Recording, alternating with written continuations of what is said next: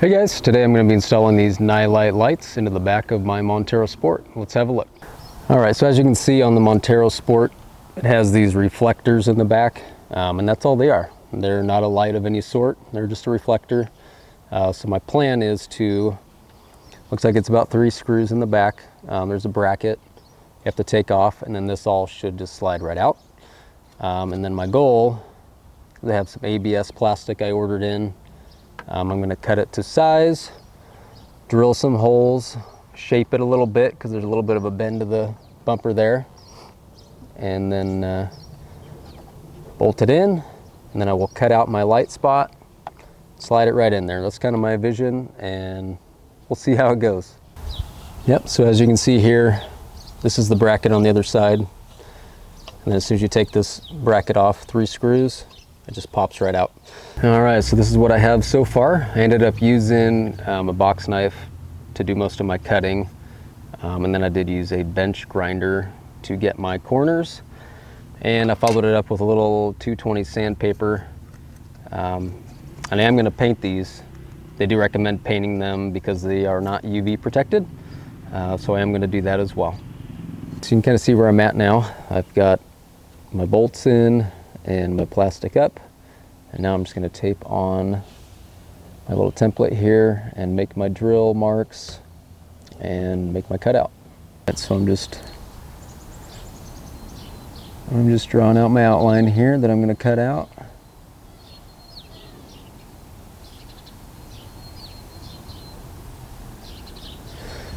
Try to get it as even as I could. Hopefully it looks okay.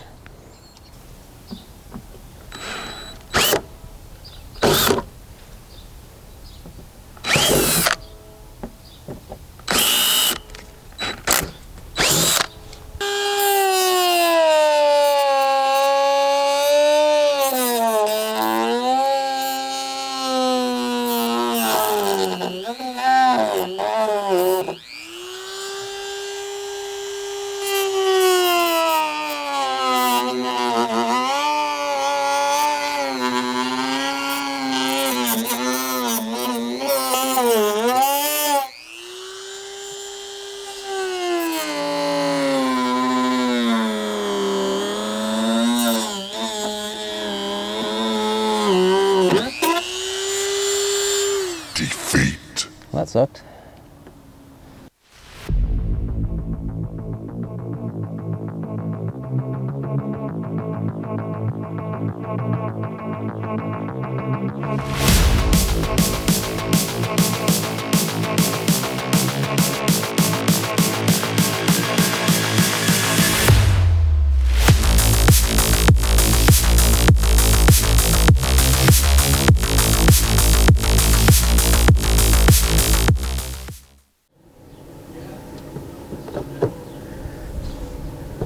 Okay, so I'd say the only thing I'm a little bit irritated about, if I'm being a perfectionist anyway, is I didn't take into consideration the curvature of the bumper, and this obviously is flat, so I'm going to have a little bit of a gap between the back of the light and the plastic, but it is what it is.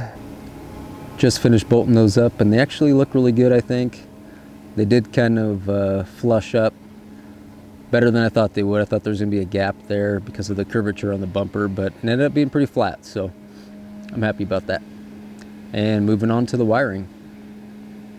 Alright, so the next thing we have to do is install the wire harness to make sure our lights actually have power, so it kind of makes sense. From the battery, I can already tell that my wire harness is going to be way too short to reach all the way to the back.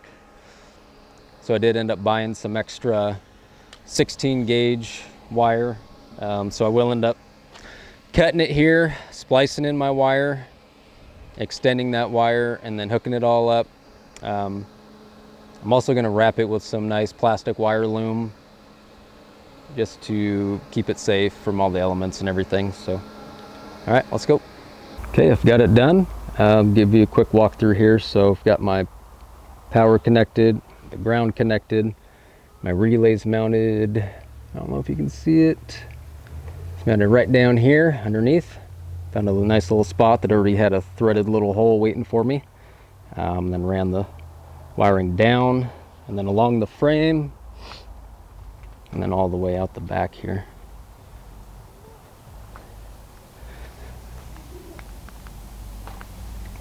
And let's turn it on. I'll show you kind of where I put the switch as well. So I had one previously right here, that's for my front fog lights, and then now I've added the one right there.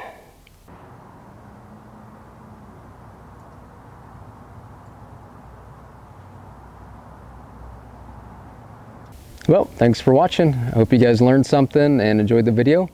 Stick around, I do have a few other mods coming pretty soon. I'm thinking a winch on the front and a 2-inch lift kit, as well as a swing out spare tire mount. So stick around and hopefully I'll get those pretty soon.